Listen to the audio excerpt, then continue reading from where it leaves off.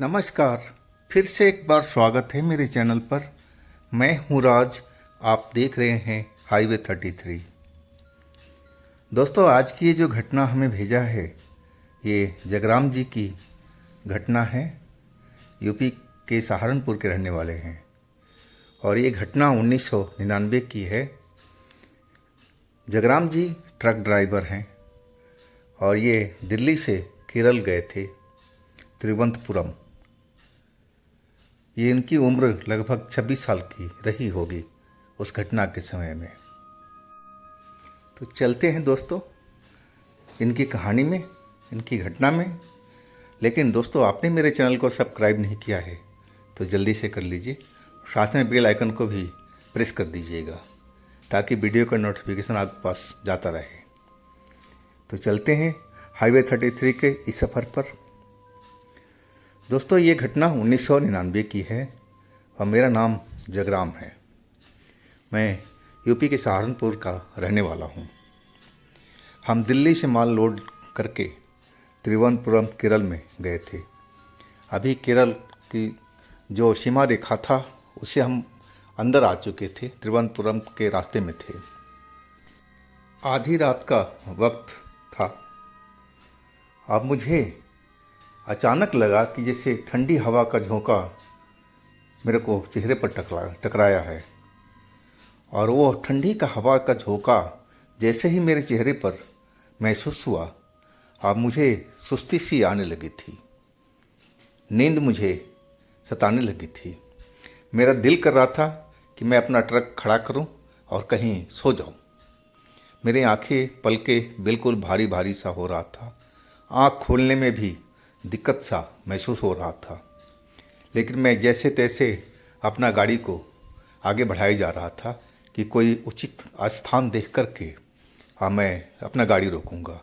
बीच road में side में गाड़ी रुकना ठीक नहीं था, कोई पीछे से आकर के ठोक सकता था। और थोड़ी दूर पर एक मुझे लाइट जलती हुई दिखी पोल पर, सड़क के किनारे। मैं देखा कि वहाँ पर एक झोपड़ी सी बनी हुई थी, शायद वो कोई दुकान होगी। और मैं उस झोपड़ी के आगे में जो खाली जगह थी वो सुरक्षित मुझे लग रही थी और मैं वहाँ पर अपना गाड़ी को पार्क कर दिया। और मैं सोचा शायद ये कोई चाय वाय की दुकान है। वो भाषा तो मुझे समझ में नहीं आ रही थी, लेकिन वो बंद था। उसका झोपड़ी का जो गेट था वो लगा हुआ था और कोई हलचल भी मुझे दिखाई नहीं पड़ रही थी। शायद उनमें अभी कोई नहीं था। वो लोग शायद दिन में दुकान खोलते होंगे, लेकिन रात के वक्त में वो झोपड़ी बंद था, मतलब कोई नहीं था उसमें। बाहर पोल पर तो लाइट जल रहा था एक, और मैं अपना ट्रक बिल्कुल सुरक्षित स्थान पर खड़ा कर दिया था। अब मुझे बहुत ज़ोरों से नींद सताने लगी थी। लेकिन मेरे को मैं लंबा इंसान था, उम्र मेरी करीब 26 साल के आसपास थी। ट्रक में मेरे को सोने में बहुत दिक्कत होती थी। मेरा पैर जो था पसारने में नहीं आता था। अब मैं देखा कि उस दुकान के सामने में एक चबूतरा सा बंधा हुआ था और साफ सुथरी जगह मुझे लग रही थी।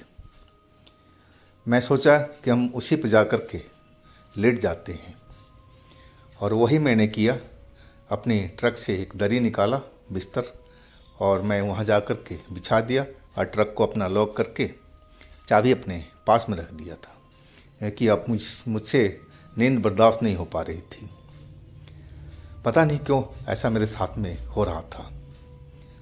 और मैं उस चबूतरे पर अपना बिस्तर बिछा करके अब लेट गया था। लेटते ही मेरी आंखें बंद हो चुकी थी। मैं गहरी नींद में सो गया था। अब फिर मैं एक सपना देखने लगा। सपना में देख रहा हूँ कि मेरी शादी हो रही है। हालांकि मेरा अभी शादी हुई नहीं थी, अभी मेरा रिश्ता तय हो चुका था। लड़की उड़की हमने देख लिया था और सब कुछ फिक्स हो गया था, लेकिन अभी इसमें टाइम था। और मैं उस सपने की बात बता रहा हूँ कि सपने में मेरी शादी हो रही है, मैं दूल्हा बना रहा हूँ। लेकिन मैं आसपास देख रहा हूँ तो वहाँ पर सारे लोग मुझे अनजान से दिख रहे थे। कोई जाना पहचाना मुझे कोई नज़र नहीं आ रहा था।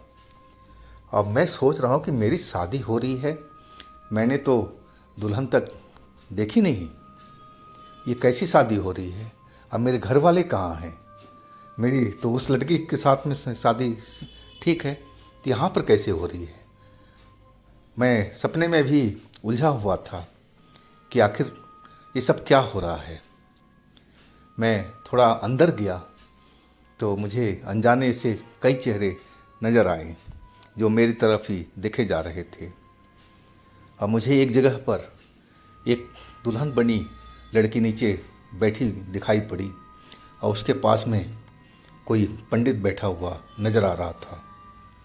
अब मुझे देखते ही वो पंडित हाथ के इशारे से बुलाने लगा कि जल्दी आओ, जल्दी आओ।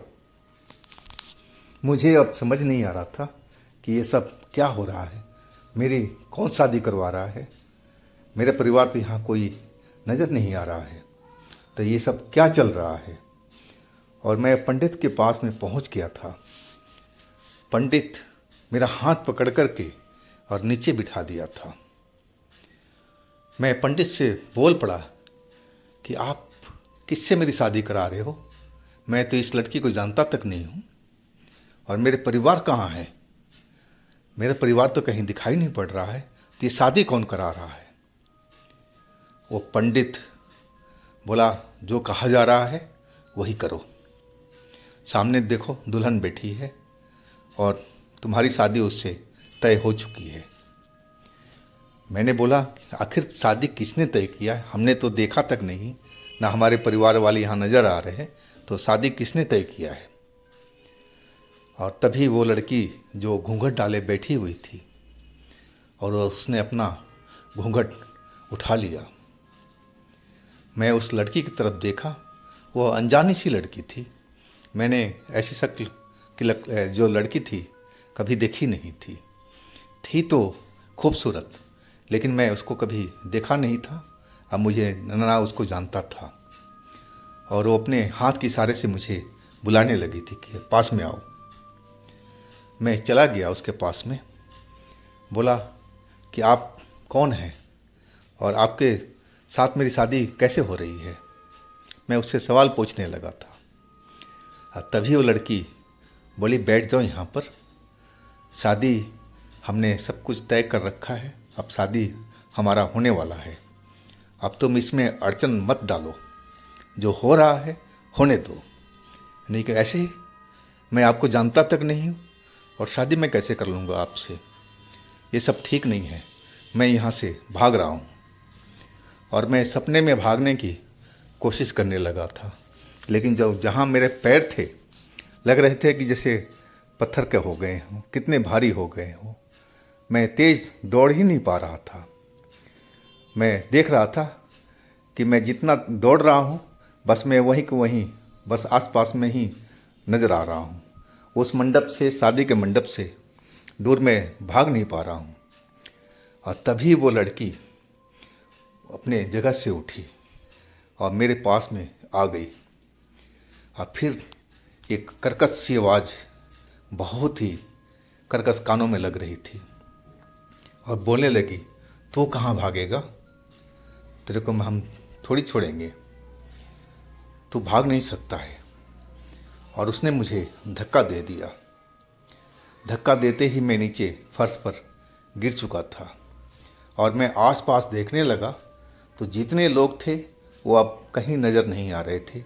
ना तो वो शादी वाला पंडित दिखाई पड़ रहा था, और जो आसपास में जो लोग बैठे हुए थे वो सब गायब हो चुके थे। अब वो लड़की मेरी छाती पर बैठ गई थी और छाती पर बैठे मेरे से बोल रही थी कि तू बता, मेरे से शादी कर रहा कि नहीं कर रहा। मैं सर हिलाया कि नहीं। मैं बोलने लगा कि मैं आपको जानता नहीं हूँ, और दूसरी बात, मेरी शादी तो तय हो ही पड़ी है और कुछ ही महीनों में मेरी शादी होने वाली है। मैं भला आपसे कैसे शादी कर सकता हूँ? आप मुझे छोड़ दीजिए, मुझे जाने दीजिए यहाँ से। अब वो लड़की बहुत गुस्से में आ चुकी थी और वो मेरी गालों पर लगा के नाखून का एक लकीर खींच दिया है। मैं महसूस किया कि मेरे गालों पर एक लंबा सा चीरा सा नाखून का लग चुका है और तेज़ दर्द होने लगा था। मैं बोला कि आप मुझे परेशान मत कीजिए, मुझे जाने दीजिए, मुझे अपने घर जाना है। लेकिन वो लड़की तो सुन ही नहीं रही थी और वो अब मेरा गला वो दबाने लगी थी, छाती पे बैठे हुए और मेरा गला को दबाई जा रही थी। मेरा सांस लगा कि अब टूट जाएगा। मैं उसको उठाने की भरपूर कोशिश कर रहा था, लेकिन मैं उसको अपने ऊपर से ढकेल नहीं पा रहा था। और वो तो बस उसका लग रहा था कि एक ही मकसद है कि या तो शादी करो या फिर वो मेरी गला को दबा देगी, मार देगी। और शादी के लिए तो मैंने मना ही कर दिया था। अब मेरी वो गला को दबाई जा रही थी, वो भी ज़ोरों ज़ोरों से। अब उसकी आंखें अंगारे की तरह दहक रहे थे। अब वो जो लड़की पहले दिखाई पड़ रही थी, शक्लता वही था, लेकिन उसकी आंखें का रंग बिल्कुल बदल गया था। और मैं सपने में भी सोचने लगा था, डर गया था देख करके कि कहीं ये लड़की कोई भूत चुड़ैल तो नहीं है। और तब तक लड़की वो मेरी गला को ज़ोरों से दबाने लगी थी और मेरा सांस उखड़ने लगा था। तभी एक आवाज़ आई, बहुत तेज। वो आवाज़ बहुत ही भारी थी और जिससे कोई कह रहा कि छोड़ दो इस लड़के को, हट जाओ, उसके पास से हट जाओ।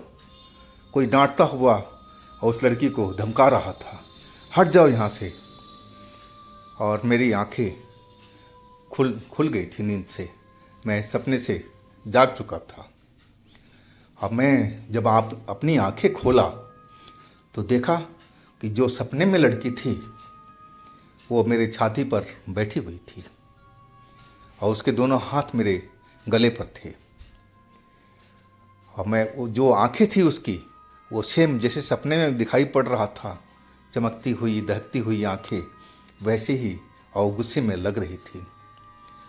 और मैं अपना सर हिलाया जिधर से आवाज़ आ रही थी तो देखा कि मेरे ट्रक के सामने में एक ट्रक खड़ा था और एक बंदा पहलवान जैसा वो हमारे चबूतरे के पास में खड़ा उस लड़की को डांट रहा था कि तुम छोड़ो इसको। और फिर वो दोबारा बोला कि अगर तू छोड़ नहीं रही है तो मैं तुझे जला कर राख कर दूंगा, तू मुझे जानती नहीं है कि मैं कौन हूँ। और वो कोई मंत्र सा पढ़ने लगा था और जैसे ही मंत्र पढ़ा वो लड़की मेरी छाती से गायब हो चुकी थी। कहा जाए तो बिल्कुल नज़र नहीं आ रही थी। मेरे जो सीने पर बोझ था उसका वो बिल्कुल हल्का हो चुका था। अब मैं जल्दी से उठ करके बैठ गया। बिल्कुल मैं डरा हुआ था कि ये सब क्या हो रहा था, ये मैं किस चीज़ का सपना देख रहा था। और सपने में भी वो लड़की अब सपने से बाहर निकल करके अब मुझे मारने की कोशिश कर रही थी।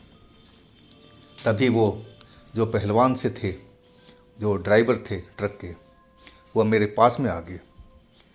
बोले तुम इस सुनसान जगह पर क्यों सोए हुए थे, कहाँ से आ रहे हो? वो हिंदी में बोल रहे थे। मुझे सुन के बहुत तसल्ली मिली। मैं बोला जी मैं दिल्ली से आ रहा हूँ और त्रिवेंद्रपुरम मुझे जाना है। और रास्ते में मुझे बहुत नींद आने लगी थी। एक हवा का झोंका आया था ठंडा सा और उसके बाद मेरी आंखें बंद होने लगी थी। तो मैं समझा ये कोई होटल ढाबा है, लेकिन देखा रोशनी तो थी यहाँ पर, लेकिन वो ढाबा बंद था और मैं चबूतरा साफ़ सुथरा दिखा। तो मैं यहाँ पर आकर के अपना बिस्तर लगा लिया था। और इसके बाद मुझे अजीबोगरीब सपने आने शुरू हो गए थे कि मेरी शादी हो रही है, वो जो लड़की आपने भगाया है ना, वो मेरे सपने में थी, वो मेरी दुल्हन बनने की कोशिश कर रही थी। और मैं एकदम डर के मारे सब कुछ सच सच बताता गया उनको। वो मेरे सर पर हाथ रखे, बोले अब डरने की बात नहीं है। लेकिन मेरे दोस्त, एक तो तुम अकेले हो और फिर दूसरा तुम सुनसान जगह पर और ऐसे सो गए थे, ये ठीक बात नहीं है। मैंने उनको बोला उस्ताद जी, लड़का तो मेरे पास में हमेशा रहता था, लेकिन मैं जब दिल्ली से चलने लगा था उसकी तबीयत ख़राब हो गई थी और मैंने उसको जानबूझ करके लेकर नहीं आया कि रास्ते में उसकी तबीयत ज़्यादा ख़राब ना हो। इसलिए मैं आज अकेले ही सफ़र कर रहा था और मैं बाकी तो आपको सारा हालात बता ही चुका हूँ कि वो जो ठंडा हवा का झोंका आया था उसी के वजह से मुझे नींद आने शुरू हो गई थी। वो जो ड्राइवर उस्ताद थे वो बुज़ुर्ग व्यक्ति थे और ये शायद तंत्र मंत्र का जानकार लग रहे थे। वो मेरा हाथ पकड़े, बोले चलो यहाँ से, ये जगह तुम यहाँ पर रुकना ठीक नहीं है, आओ मेरे ट्रक में आओ। मैं उनके साथ में उनके ट्रक में चला गया। उनके साथ में एक असिस्टेंट भी था। और फिर हमसे वो पूछने लगे थे कहाँ से आ रहे हो, सब कुछ एक एक चीज़ डिटेल मैंने उनको बताया। बोले कि देखो मेरी बात मानोगे? मैंने कि बिल्कुल मानेंगे। और फिर कुछ रास्ते के बारे में हमें बताने लगे कि देखो जब ऐसी नौबत आए ना, कहीं पर भी ठंडी हवा का झोंका लगे, कुछ ऐसा लगे, अलग सा लगे तुम्हें, उस टाइम में भगवान को याद रखो, करो, हनुमान चालीसा पढ़ना शुरू कर दो, सब कुछ बिल्कुल सही हो जाएगा। तुम्हारे आसपास में कोई भूत प्रेत फटकेगा भी नहीं। वो बहुत कुछ मेरे को सिखाए। मैं तो अभी नौजवान ही था और मुझे ट्रक चलाने का ज़्यादा अनुभव था नहीं, मुश्किल से 3-1 साल का था। और वो तो बरसों से ट्रक के लाइन में थे और दूसरा वो ज्ञानी भी थे और तंत्र मंत्र का जानकार भी थे। वो सब मुझे जो अपना अनुभव था वो बताने लगे थे और काफ़ी देर हम उनके पास में बैठे थे। फिर बोले कि चलो मेरे साथ में, मैं आगे तक जाऊंगा, जहाँ तक मेरे पीछे ही रहना, और मैं तो तुमसे पीछे ही रुक जाऊंगा और तुम आगे निकल जाना, तब तक तो सुबह हो ही जाएगी और डर की कोई बात नहीं है। और फिर मैं उनके ट्रक के पीछे में अपना ट्रक लगा लिया था। वो सफ़र मुझे अब हमेशा याद रहती है। मैं वो सफ़र को कभी भूल नहीं पाता हूँ। लेकिन जो हमारे जो उस्ताद थे, जो उन्होंने सब ज्ञान दिया था, अब मैं उनकी हर बात को मानता था। अकेले तो मैं कभी सफ़र पर निकलता ही नहीं था, चाहे कितना भी नुकसान हो जाए। और दूसरी चीज़, एकांत जगह में, सुनसान जगह पर रात में कभी मैं रुकता नहीं था। ये सब कुछ मेन बातें थी जो मैं गांठ बांध करके अपने दिमाग में बिठा लिया था। तो दोस्तों, ये थी आज की घटना। और आपके पास भी ऐसी कोई घटना है, कोई अपनी आप बीती है, तो मुझे इंस्टाग्राम पर या मेरे व्हाट्सएप नंबर पर शेयर कीजिएगा। मैं आपकी कहानी को यूट्यूब पर दिखाऊंगा अपने चैनल पर। और दोस्तों, मेरे दूसरे चैनल पर भी जाइएगा, उनमें भी अच्छी अच्छी कहानियाँ भरी पड़ी हैं। सुन करके, देख करके बहुत आनंद मिलेगा। और मेरे चैनल को सब्सक्राइब कीजिएगा, लाइक कीजिएगा, शेयर कीजिएगा। फिर दोस्तों, हम मिलते हैं अगले दिन एक नई कहानी के साथ में। आप लोग अपना बहुत ही ध्यान रखिएगा। नमस्कार।